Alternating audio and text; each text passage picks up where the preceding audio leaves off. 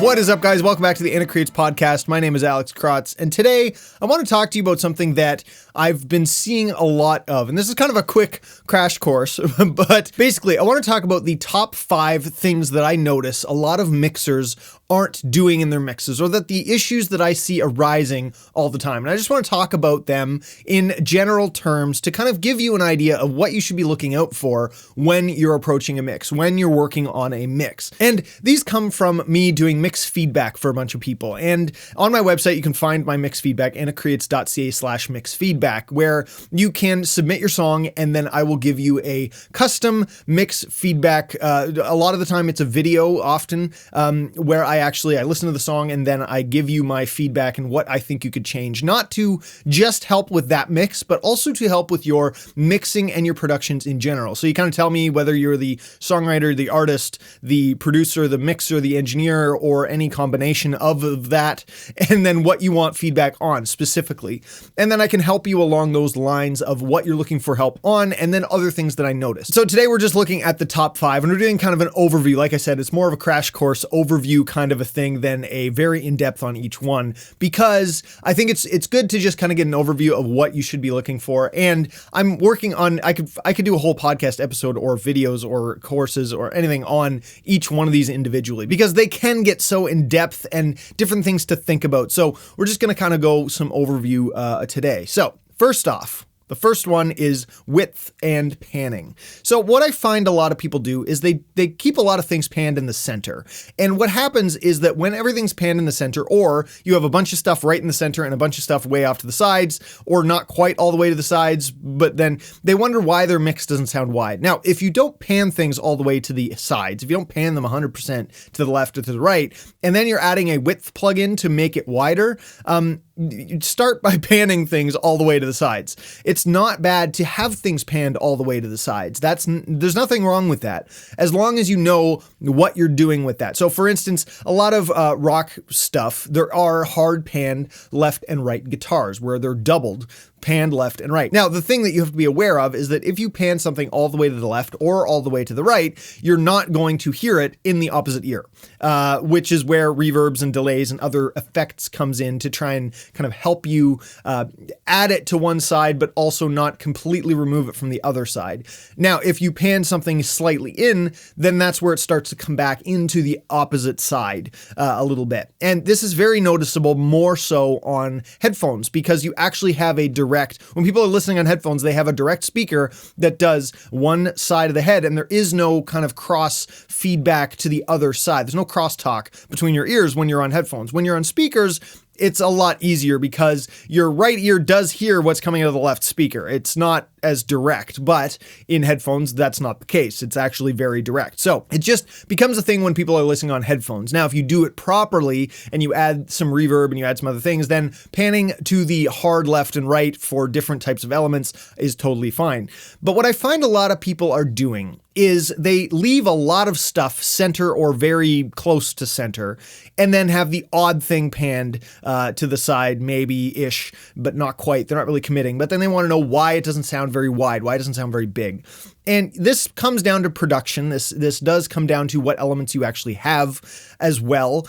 There are things that you can get around it with panning as you're doing different elements that you don't have kind of a double or a thing on the other side or whatever. But they leave a lot in the center, and that clogs up the center a lot. So if you have a guitar and a vocal and a drum kit and the drum room and all this stuff all in the center, you really start to compete with each other. They are all competing for the same space. If you pan them out a little bit, even if we're not trying to make the widest mix in the world, if we're just trying to get things out of the center, panning things out a little bit. So you kind of leave the vocal, maybe the bass bass should be probably centered. The more low end should be more center based. That's just the way that it kind of works and the way that we hear. And it works better that way. And it's less clogged up and lopsided when you do it that way. But if you take certain things and pan them off to the sides, even slightly, but you leave the core elements like the vocal, the bass, the kick drum, the snare drum, maybe one guitar or something if it's in the center. If you're going for a more singer-songwriter, here's the vocal and the guitar, and then like synths and pads and stuff are around them, then leave that guitar in the middle with the vocalist and the kick drum or whatever and then pan out, the synths or the pads just slightly. So they're not dead center. So they're not competing nearly as much. They're panned off to the side just to give a bit more space in the panning. This will just clean up your mix and allow it to sound wider and get things out of the way so the listener doesn't have to try and differentiate what the heck's going on in the center. You can kind of help them out by panning things out and widening things out just a little bit. Doesn't have to be wide, like I said, doesn't have to be 100% left and right, but even 50, 60% to the one side or the other works really, really well. The other thing that I find people do with panning is when they are doing panning and they are kind of moving things out to the side, is you need balance. And what I mean by that is if you have an acoustic guitar and you pan it out to the left, and it's even 70, 60% to the left, you need something to hold the right side. You need something to hold up the right side. Otherwise, the mix starts to sound very lopsided. And I find a lot of people do this when they're trying to get rid of the center thing that I just talked about and try and pan things out. What they do is they take a mono element and pan it to one side to get it out of the center. But you need to have the counterbalance. You need to have some other element that kind of holds the weight on the opposite side as well, so that your listener isn't kind of going, why is this whole thing sounds lopsided right now?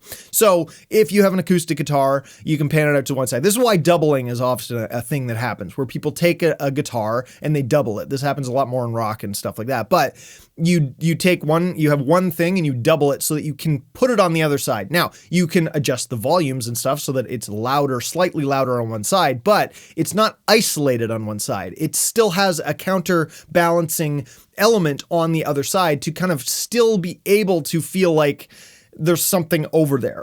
You know what I mean?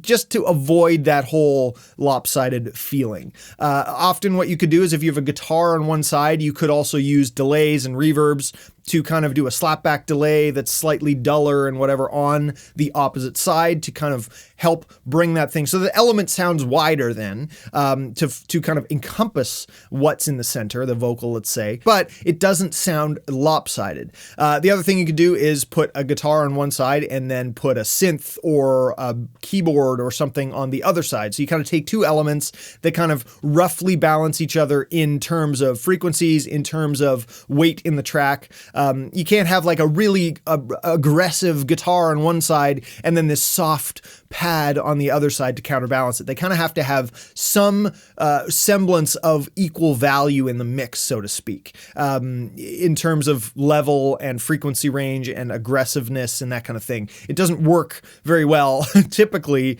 if you have something very aggressive on one side and very soft on the other side. That doesn't really achieve the balance that you want in terms of not making it sound lopsided. So just something to keep in mind, and this can go down to the production. I double almost everything I record in that sense, because I feel like even if I don't want to use it, even if I don't actually need it in the mix, when I'm recording, I'm like, just grab a double so that I can add it to the other side, even if it's dulled down and not as loud, but it just holds a bit of weight on the other side to allow for that. Now, this whole thing can be used to build up certain sections. So a verse can be a little more lopsided maybe than the chorus. Now, I say a little bit more because you don't want to annoy your listeners and have them feel like they're totally lopsided the whole time. So just something to be aware of. So that's the first one, that is panning. The next thing that I always find is height and frequency use. So when you're using height, you can create, I have articles about this on my website, but you can create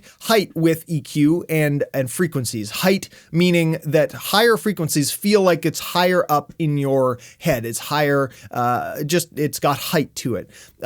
You can use reverb and delays to create depth so that you're going back further or closer to the listener. And then you use panning to do left and right. So with the combination of them, you can really move in a 3D space in a mix. So what I'm talking about now is the frequencies, and that thus translates into the height of something in your mix. The thing that often doesn't happen is people try and keep everything centered, try and keep everything in the mid-range, because the mid-range is where there's a lot of frequencies. That's where a lot of things live, obviously. They don't fully utilize the low end and the high end of their tracks. And what I find a lot is that people filter off a lot of low end on a lot of their elements because they feel it gets muddy. It is very easy to make low end muddy very fast. So you do have to be choosy with it, but that's exactly the point. You have to be choosy with it, not filter off the low end on everything. And that's what I find a lot of people do is they get rid of a lot of that low end. They try and get rid of a lot of that mud, and thus it creates a very thin mix. And then they also don't really utilize the really, really top end stuff. They get rid of a lot of top end, like really we're talking 16, 17, 18K. Obviously we can only hear up to 20K, but people often forget about some of those upper frequencies. And what those upper frequencies do is create air on the track. It just gives it this more open feel to the track. It also gives clarity without needing to be kind of the focus frequency. It just gives clarity to vocals, for instance. That's a really good one to have that air on top. And that's what I talk about a lot in my feedback is adding air to your track. And that is the 16K and up kind of area. It's underutilized, I find, a lot. Now, when it comes to the bottom end, and this is where people filter off a lot of bottom end to minimize the mud.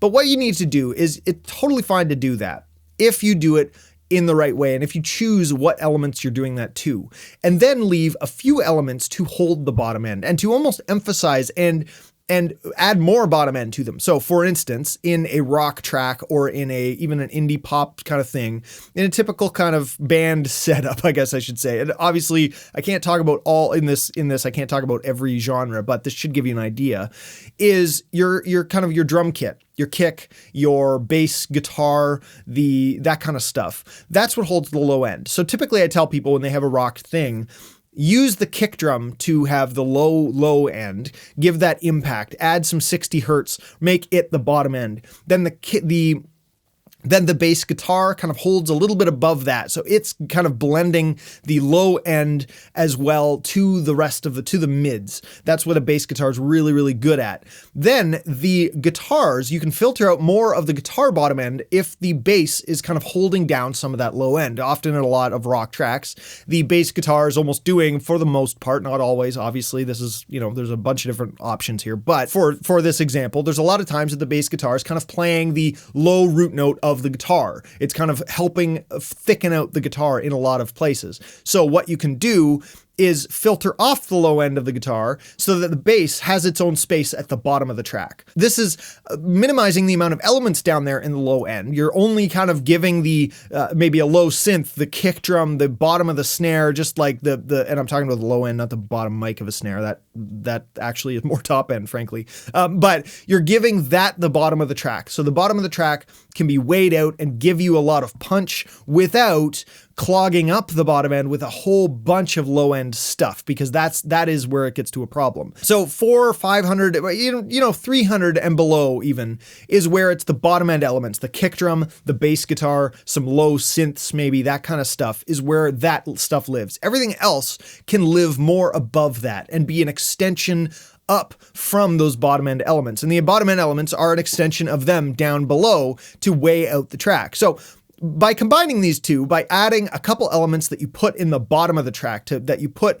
as the low end of the track, plus adding some air on top with a few key elements like your vocal that you need to stand out on top of the track, maybe some airy synths that you can add to, or just emphasize the upper end frequencies of them that have those frequencies there, you can now make the track sound more professional because you're getting things out of the center, out of that mid-range. You're allowing these things to kind of expand a little bit. You're giving the track more height. Building on that panning thing, we're getting things out of the center of the track to kind of leave the center for, again, the vocal and the key elements. We're panning things out to the side to get them out of that center. Plus, we're adding frequencies on top and on bottom and kind of giving each element its own space so that there's just less stuff clogging up the same areas. The thing that a lot of people have problems with is that a lot of things clog up the same area of frequencies, which means that you can't really hear any of them because they aren't, there's not as much differentiation. So that actually leads me to point number 3,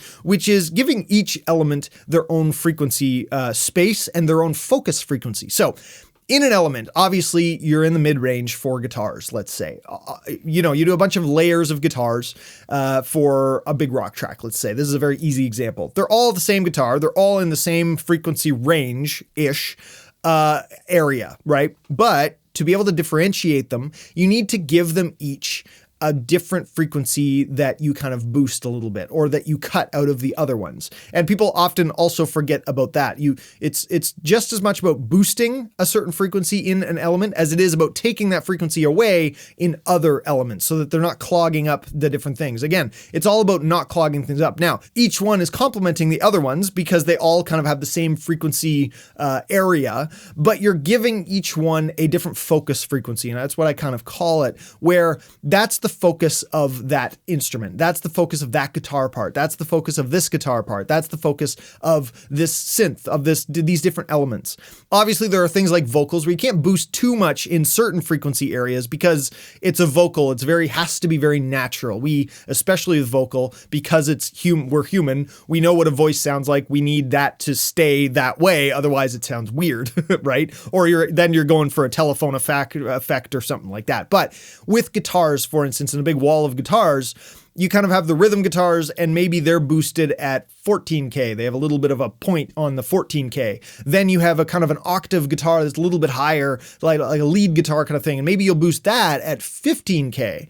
And then you kind of have maybe some big chugging guitars or something really underneath that's just kind of holding down some weight. Maybe you give that a bit of a boost at 12 or 10K to kind of give it a bit of definition. But again, all of these are at different frequency points. All of them, while they're kind of in the same range, you've given them a different focus frequency to really stand out against the other ones, so people can differentiate them when they're listening. So when you do that and you kind of add a focus frequency to certain elements and give it a little bit of a boost at certain areas, the rest of the element, the rest of the frequencies within that element can kind of stay the same. They kind of sit a little bit back in the mix because you've given the focus frequency a bit more a point on it to give it where it is sitting in the mix. Everything else just kind of holds the rest of the track. You might, cut a little bit of frequency out of different elements to allow other elements' focus frequencies to sit there nicely, and they blend together more like a puzzle in that way. It's not just adding a bunch of stuff and boosting certain frequencies. You're still going to get a mess if you do that. So you kind of do have to, again, balance things out. Where it's boosted in one place, it has to be cut in another place. There's only so many frequencies. There's only so much you can add. So by cutting elements strategically, little bits, we're talking little bits here. We're talking, 1 to maybe 3 dB of boosts here and there, and cuts here and there. Little 1 to 2 dB, that kind of thing. And little subtleties like that, you might not notice them in the moment. You might not notice them as you go, but they all add up really nicely to clean out your mix and to give each element its own frequency space in the mix. So that is a very oversimplified kind of thing just to get you thinking about it. That could be a whole course on its own. You know what I mean? That's EQing 101, So that is number 3, which is just giving everything its own focus frequency and giving everything its own frequency space as much as possible. The 4th thing that I find is reverb. And this one is actually fairly simple in this overview, at least. What I see a lot of people do is using too much reverb, or frankly, not enough.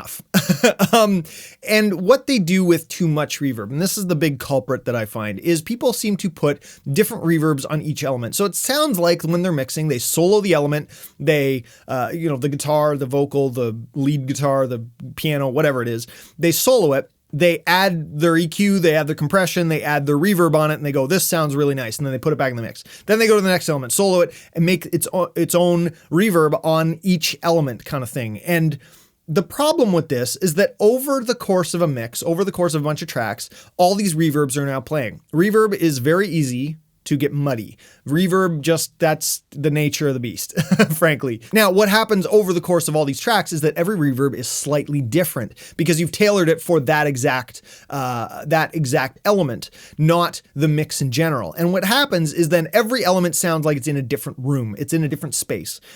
as a listener, one, that's messy in just general because now you've got a lot of frequencies, a lot of different reverbs happening, and it just gets muddy very fast. But as a listener, it's also confusing because you have one element that sounds like it's in this church sound, this church reverb or whatever, and it's, got a really long church reverb on it. And then the next element right beside it that's playing sounds like it's in a very short, small hall.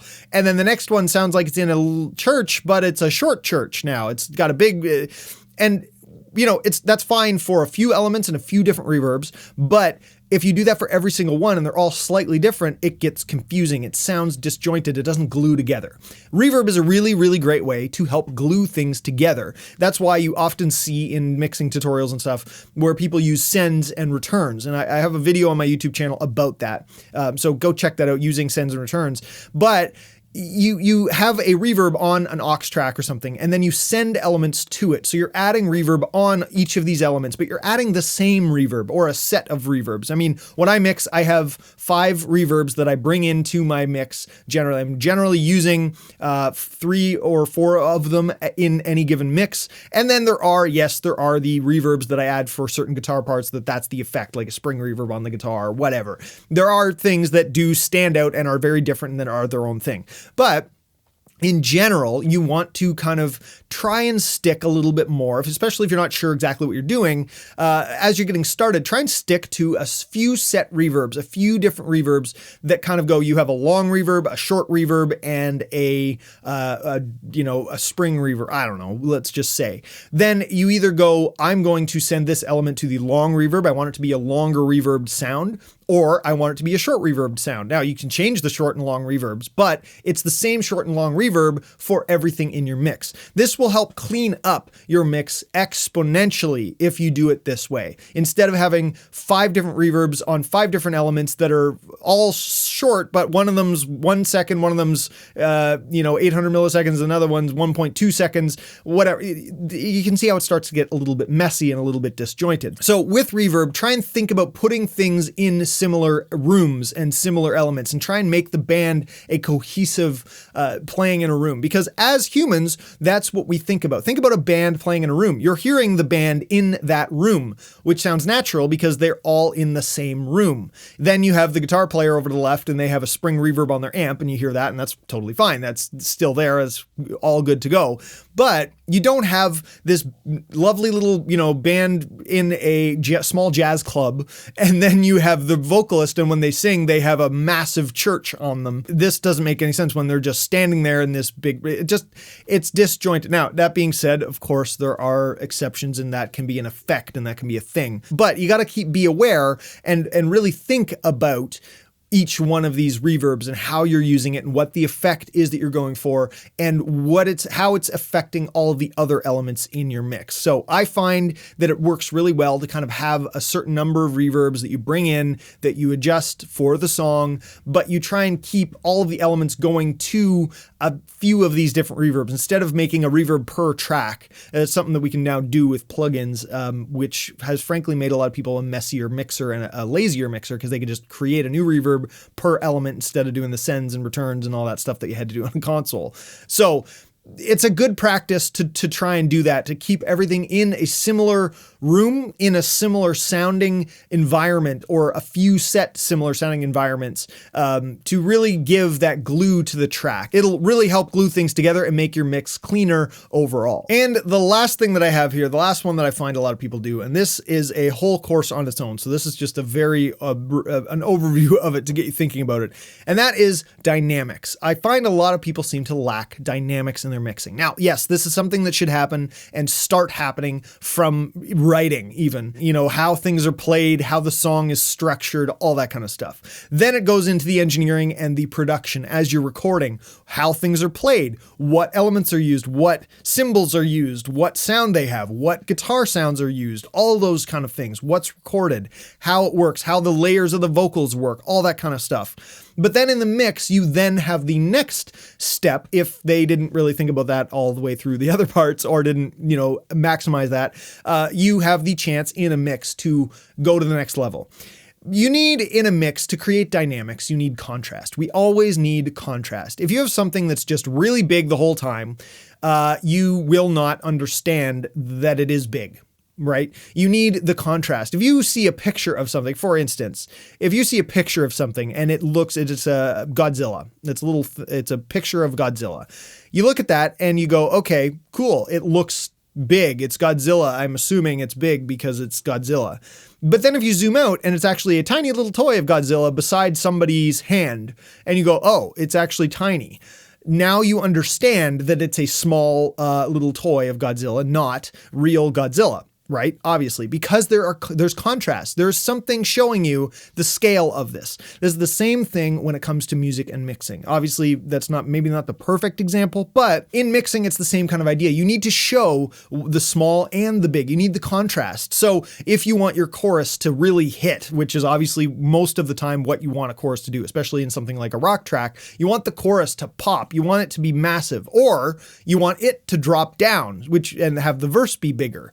Whatever way you're doing it, that doesn't really matter. The point is that you need that contrast. And to do that, different elements need to be treated different ways. So like we've talked about with panning and reverbs and frequencies and all that kind of stuff, bringing it down and making it slightly less panned out, maybe slightly less wide, slightly less bottom end, and bringing it a little bit smaller, making it smaller sounding a little bit, makes the chorus, then you can widen it back out. You can put more bottom end in, that kind of stuff to make that section pop. So people try and just make things as loud as possible all the way through, but you need to really emphasize dynamics in the mix. That's the last stage to be able to do that.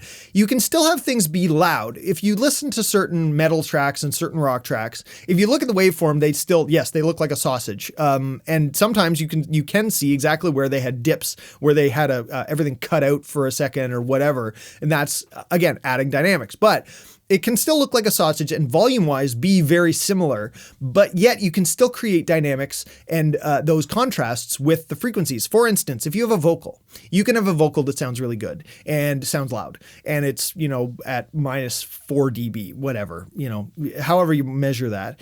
And then you, for instance, put on, let's say, a telephone effect where it filters out the bottom and the top of the vocal and adds maybe a bit of distortion on it, let's say.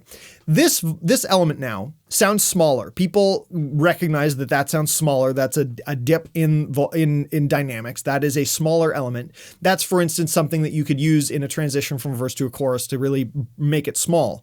But that element, that telephone filtered vocal, can still be technically the same level and loudness as the full frequency vocal. So that just shows you that you can use frequency and those alterations to make the dynamics, not just volume. It doesn't have to be volume. Now, obviously, if you filter out the vocal and bring it down in volume, you'll create an even bigger amount of dynamics. And that's, never a bad thing, really. But it's something that you got to be aware of and that you have to lean into. So for instance, things that are smaller are less low end, less top end, more filtered out effects, more panned in the center, less layers.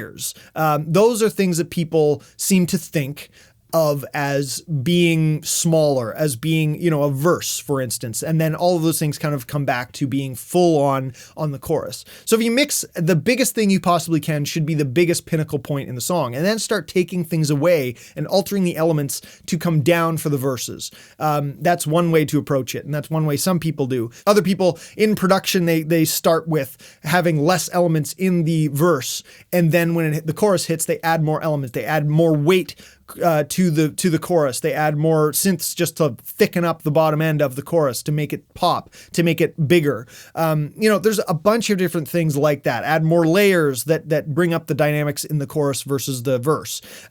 Take away certain things like that. Building the verse up over the course of the verse. So the first half of the verse has like no elements or very few elements, and then you add one extra guitar part in the second half to kind of build it up. That's all helping build dynamics and build just more interest in the song instead of it just being a sausage the whole way through and just never really changing. You need that change. You need that contrast for people to go, oh, this is epic. This is awesome. You need contrast in your mixes. So that is a very brief description of that, but hopefully it gets you thinking about you have to add dynamics in your mix, in your productions, in your recordings, everything like that. When you're recording, often we try and record the most full sound possible of an element. And that's totally fine. And I do the same thing because then I have more to manipulate with in mixing. But what often I find is a lot of people try and record it as best sounding as possible. And then in mix, they don't want to make it not sound like that. So then they just end up falling into that trap of having no dynamics and not filtering things out and not, messing with the sound too much.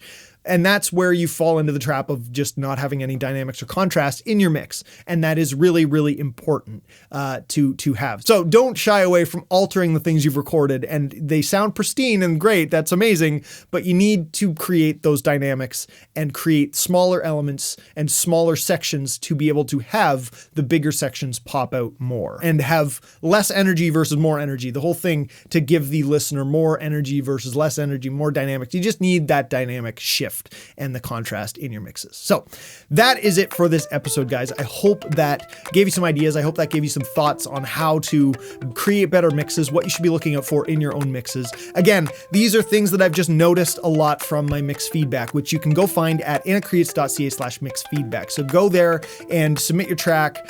There is a free one. If you use Hello Feedback as the code on checkout, you can get a free mix feedback from me to check it out, try it out, see what you think. And find out if it's helpful to you. Got a lot of positive comments about it and people seem to really love it. So thank you very much to everybody that's participated so far. I really appreciate you. I really love seeing your mixes. I love seeing your mixing develop. I love seeing how you take my feedback and use it in your mixes and in your future productions. So that's super cool to see. And this was just kind of a crash course overview of things that I find people do or don't do in their mixing that they should do, that I give that same kind of feedback a lot. So I thought I would summarize it in kind of 5 main tips and 5 main things for a podcast episode. So anyway, hopefully that gave you some ideas. I will see you in the next episode. Until then, always be creating.